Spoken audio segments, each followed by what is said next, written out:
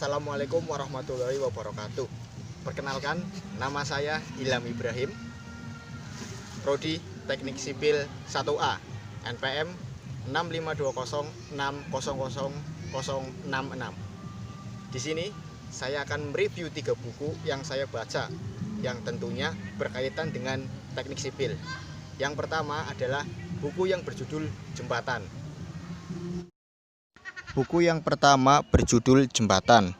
Buku ini disusun oleh Dr. Insinyur Bambang Supriyadi, CES, DEA, dan Agus Setio Muntohar, ST. Buku ini berisikan tentang macam-macam jembatan, namun saya mengambil pada jembatan untuk lalu lintas biasa. Nah, suatu jembatan ialah bangunan buatan yang gunanya untuk melakukan hubungan jalan di atas sungai atau terusan. Bila suatu jalan dibuat di atas jalan lain atau di atas jalan kereta api, ia dinamai viaduk. Pada jembatan diperbedakan bangunan bawah dan bangunan atas. Dengan semakin majunya teknologi dan demikian banyak tuntutan kebutuhan transportasi, manusia mengembangkan tipe jembatan gantung, yaitu dengan memanfaatkan kabel-kabel baja. Tipe ini tentunya sangat menggantungkan.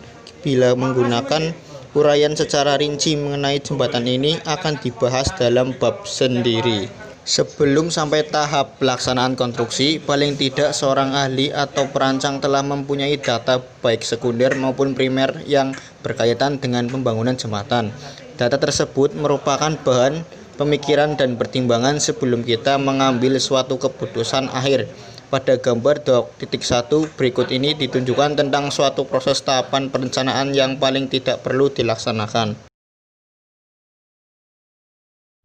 Data yang diperlukan dapat berupa 1. Lokasi. Lokasi dibagi adanya topografi, lingkungan kota dan luar kota, tanah dasar. 2. Keperluan, melintas sungai, melintas jalan lain. 3. Bahan struktur, karakteristik dan ketersediaannya. 4. Peraturan, proses perencanaan secara detail dan dapat dijelaskan dengan di dalam alir. Kedua, yaitu buku yang berjudul Konstruksi Bangunan Air. Buku yang kedua berjudul Konstruksi Bangunan Air yang disusun oleh J. Honing dan diterjemahkan oleh B. Syarif, cetakan ke-8 tahun 2003. Buku ini menjelaskan tentang proses perencanaan bangunan jembatan. Namun, di sini saya menjelaskan tahapan-tahapannya.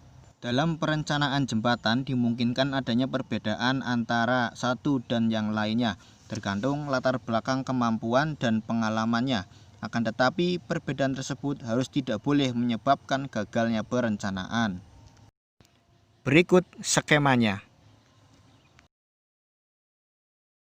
Dan yang terakhir adalah yang berjudul Alat Berat. Yang ketiga adalah buku yang berjudul Alat Berat untuk Proyek Konstruksi. Buku ini disusun oleh Insinyur Susi Fatena Rosyanti, MSc, yang dipublikasikan atau diterbitkan oleh PT Rineka Cipta pada tahun 2008.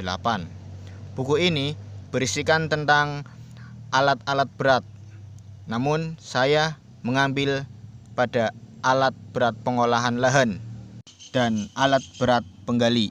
Kondisi lahan proyek kadang-kadang masih merupakan lahan asli yang harus dipersiapkan sebelum lahan tersebut mulai diolah. Jika pada lahan masih terdapat semak atau perpohonan, maka pembukaan lahan dapat dilakukan dengan menggunakan doser. Jenis alat ini dikenal juga dengan istilah ekskavator. Fungsi dari alat ini adalah untuk menggali, seperti dalam pekerjaan pembuatan basement atau saluran. Beberapa alat berat digunakan untuk menggali tanah dan batuan. Yang termasuk dalam kategori ini adalah front shovel, backhoe, dragline, dan klasil. Itulah reviewan ketiga buku yang saya baca. Semoga bermanfaat untuk rekan-rekan semua. Hidup teknik, hidup mahasiswa. Tetap jaga jarak dan mematuhi protokol kesehatan. Wassalamualaikum warahmatullahi wabarakatuh.